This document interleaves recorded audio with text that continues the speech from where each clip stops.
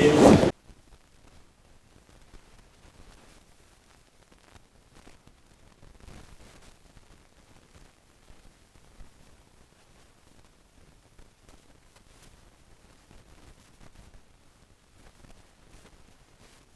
welcome, sir.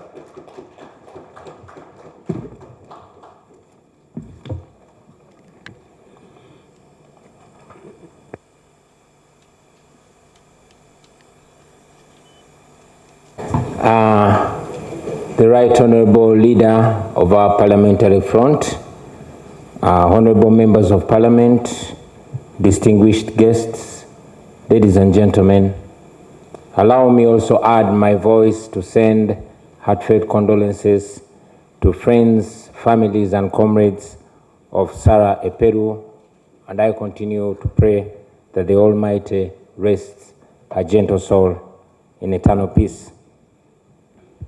It is an honor today for me to share my thoughts with you this morning as we launch our alternative budget policies for the new financial year.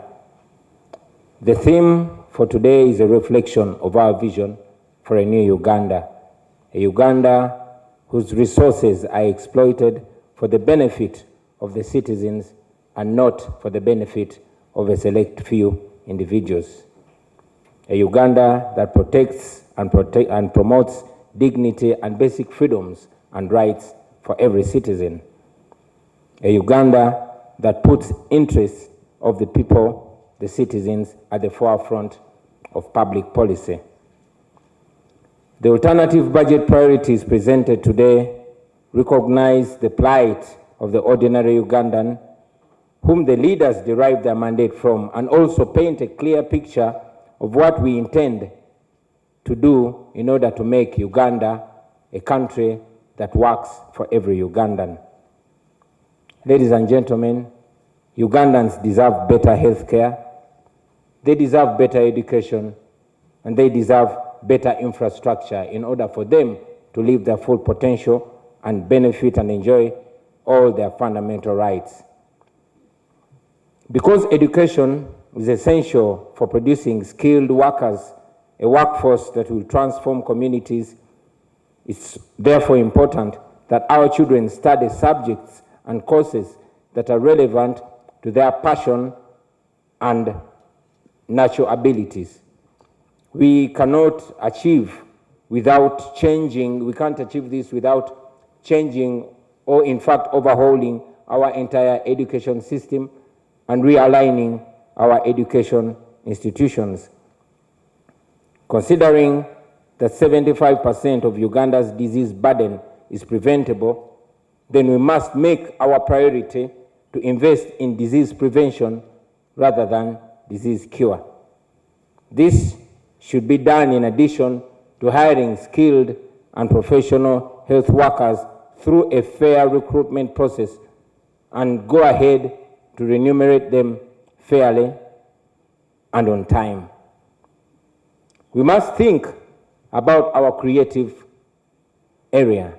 Think about our creatives, provide conditions that don't only protect their intellectual property, but also create conditions that help them to live to their full potential.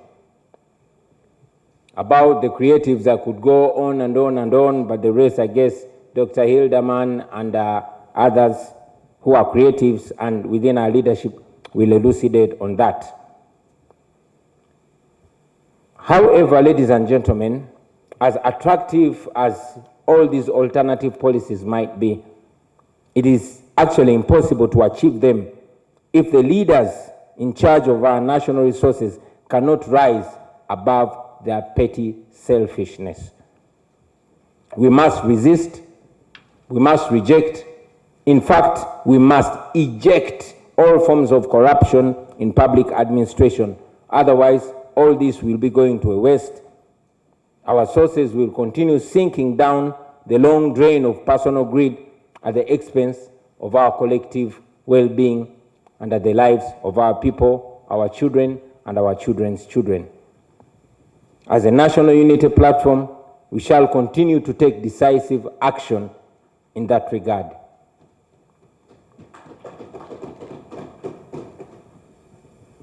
Friends, many good proposals have been presented in terms of policy alternatives, in terms of laws, by ourselves and other leaders. But let us be honest, no matter how good our thoughts are, no matter how beautiful our proposals are, they shall never see the light of the day for as long as dictator Museveni is still in charge of this country. That is my firm belief.